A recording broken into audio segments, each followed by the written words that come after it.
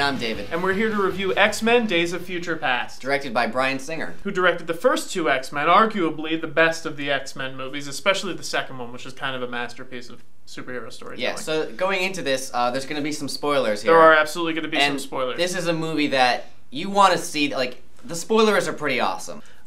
So favorite moments, let's just do favorite moments. Ryan, what was the best for you? There were a few favorite moments. Everybody, I mean, the Quicksilver moment. Oh yeah, for sure. The heist is absolutely visually incredible. Stunning. I don't know how, like, I would love to know how they did it. I just couldn't, like, it's so well done. Yeah, honestly, I think this is kind of a masterfully made movie. Including the screenwriting and the structure of it, there's a moment at the end where things are culminating perfectly and intensely in the future as well as in the past. And it's really incredible the way that it organically lets those two stories kind of come to a head at the same time, and I thought that that was really amazing of, especially Simon Kinberg, the screenwriter. Yeah, to combine so many characters, and so many worlds and different movies. I mean, between the spin-off of Wolverine, and then X-Men Origins, who no one likes that movie.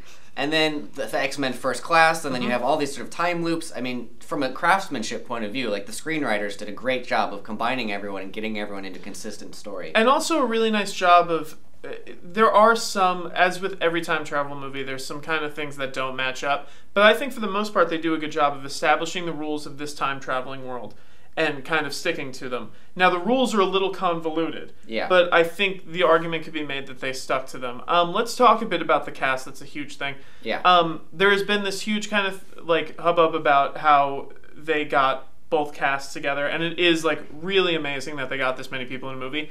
It's not so much, you know, it's not like all 20 cast members are in the same scene all the time. There's basically two different worlds. You have the future, and then you have the 1970s. And the 1970s are a great period piece. They really keep building the relationship of Xavier and Eric Lencher so well. Oh, yeah. And like you said, the way that a lot of techniques are kind of, like, sewn together, like they have the 8mm film stock, they have the Quicksilver sequence, which is really a tour de force in terms of fast motion, slow motion, things like that. A lot of the techniques that he uses to convey Xavier's telekinesis, things like that. For me, Bryan Singer really obviously knows this world really well, and he has full control of the world. Yeah, I especially think he does a great job directing the actors, because I like the scene where you have James McAvoy talking to Patrick Stewart. You basically have the same character talking to themselves, and I just think that's an amazing scene. I thought that that was really strong, and again, with Mystique, Jennifer Lawrence really does an amazing job, and not just, I mean, she's obviously an amazing actress, but the physicality of the role is obviously very tolling, and she is incredible with it. She embodies it in every single scene. She's kind of the centerpiece of the movie. Yeah, because when I saw X-Men in 2000, like, who would have thought Mystique would be this big character throughout the next, like, all the X-Men movies? I mean, I don't think anyone planned it that way, and that's maybe the weakness with these movies, is they weren't planned one by one the same way Marvel is planning the cinematic universe.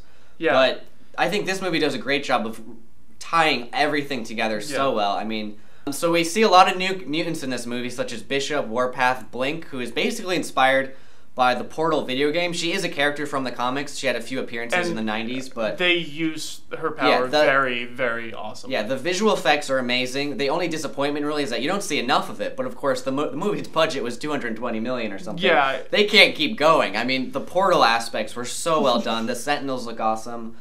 Of the new X-Men we see, such as Bishop, we don't get much backstory. Yeah. And Storm, I really liked in the movies, and she really doesn't do much in this, so I'm a little disappointed about that. There is a feeling that with the scheduling and stuff, like, oh, we can have Halle Berry for 3 days, like that kind of thing. David, I love this movie. Yeah, I loved it too. It's as good as X2. That was definitely my favorite. Yeah. It's probably the best of the X-Men movies. It's just so clever.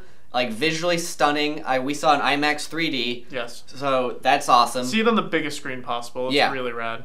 I'm absolutely going to buy this on Blu-ray. This movie's awesome. Go see it. And if you've seen it already, comment below. Let us know what you thought. Until next time, I'm Ryan. And I'm David. Thank you for watching.